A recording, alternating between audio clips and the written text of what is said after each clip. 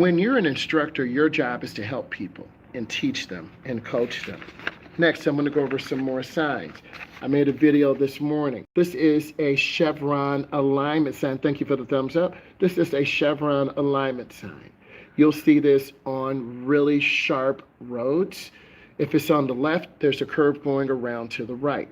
If it's on the right, there's a curve going around to the left. These signs are on the opposite side. You must know these signs. This is in the center of the road. This means left turn only. You cannot drive straight.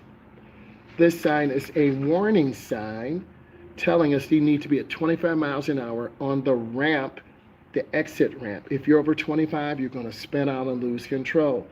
This sign means keep to the right, number 19. There's a physical obstruction.